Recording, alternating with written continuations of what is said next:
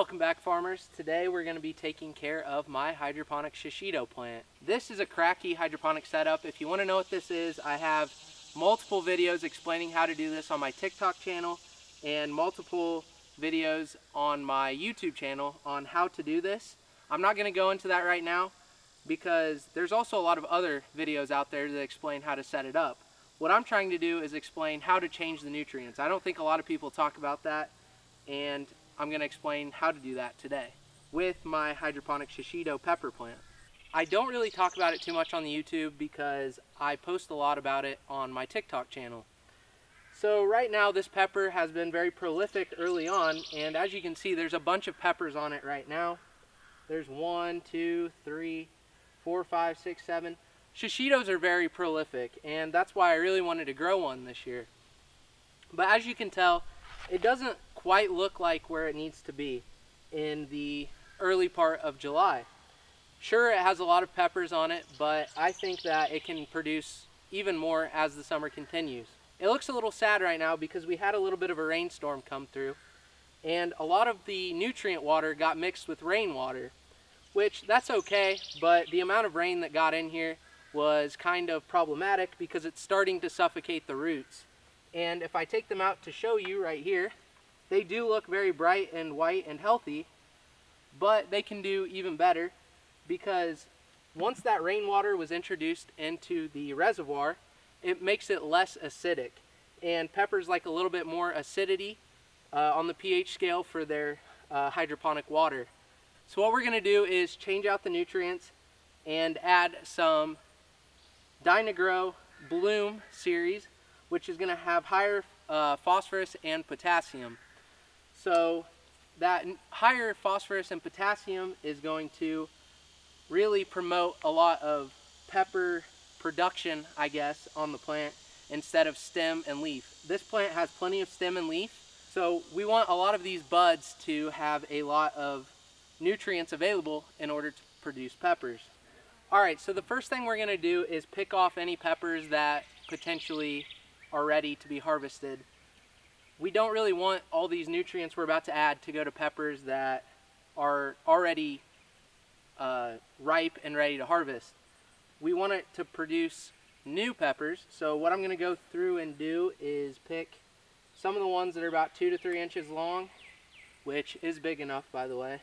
Alright, so I picked one off that was ready to come off. I thought there were more, but there's quite a few on here, but they're just not quite ready yet, so remove all the ones that need to be harvested. So after you've picked off all the peppers that need to be picked off, it's a lot easier to finish this process if you have 2 buckets. So that way you can lift up the lid and put it on top of this bucket while you change the nutrients in this bucket.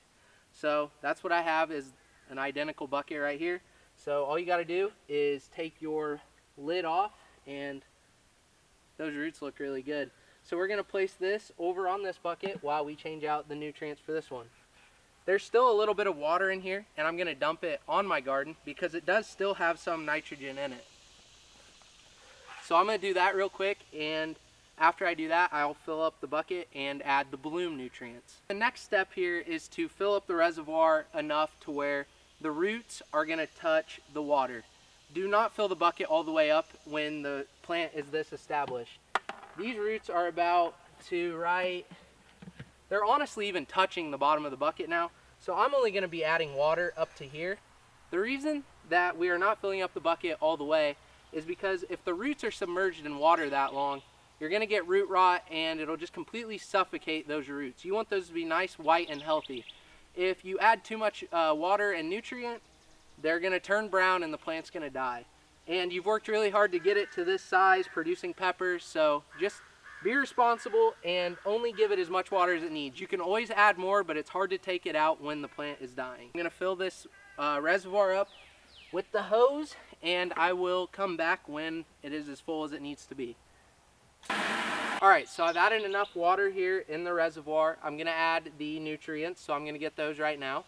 What you're going to want to do is use the Bloom formula for your plant. You can start off with Dyna-Gro to get your plant this size, but when it's this size, we want to get a good amount of phosphorus and potassium from your nutrients to produce flowers and fruit instead of stems and leaves, which is what you're going to get if you use Dyna-Gro. You're going to get flower and fruit production if you switch over to bloom. So I have about 2 gallons, maybe 1.5 gallons right here, so I'm going to add 2 teaspoons. You don't have to go with this brand. There's a lot of hydroponic nutrients out there, but I use the Dyna-Gro series and it's been working pretty well, so I'm going to stick to that. This one recommends that you add 1 teaspoon per gallon. There's about 1.5 gallons, 2 gallons in here, so that's how much I'm going to put in. And we're going to put the lid back on here and you're done. It's really that simple. So here I'm going to add 1 teaspoon.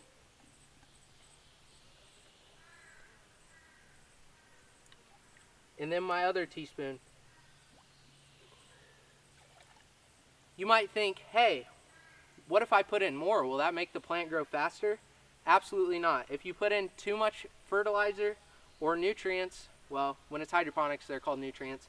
If you put in too many nutrients, your plant can get burned up and there might be too much. It's like when you have diabetes. If you eat too much food, you die. It's kind of like that with the plant. They got to have just enough. You don't want to have too much. It's even better to have too little because then you can see that there's not enough and you can add more. But if there's too much, this plant will die. So do not add too much. All right, so we've added the water, we've added the nutrients. Your roots should just touch the water and have access to all of those nutrients for the flowers and fruit to be produced for the rest of the season. You're going to be able to tell really quickly if the plant likes it or not, if your leaves start to turn yellow, you know, those signs of a plant dying. Change out the nutrients and try again. One thing that I have not touched on in this video is pH. My pH out here for this water that I use is perfect for growing peppers, slightly acidic. They're good to go. If you have alkaline water, you might want to add a pH down. If you have water that's too acidic, you might want to add a pH up. I don't worry about it because the plant seems to be doing fine without adding any of that stuff. If your plant is struggling after adding nutrients or changing the nutrients, check your pH, because if the pH is all out of whack, the plant will have nutrient lockout and it will not have access to those nutrients that you have in there. So that's why pH is so important, and I don't talk about it enough because I luckily have really good water. But that is something I want to warn you about if your plant is struggling. So with that being said, I'm going to put the lid and my plant back into its original container. And this plant should be good for the rest of the season, unless you start to see leaves dying, no pepper production, a lot of the flowers falling off. Unless you see a lot of issues, this plant's going to be good, and hopefully it keeps producing for me as the summer continues. If you learned anything during this video, drop a like. If you have not followed me on Instagram, TikTok, or subscribe to this YouTube channel, do all of those things because I really enjoy making content for you guys.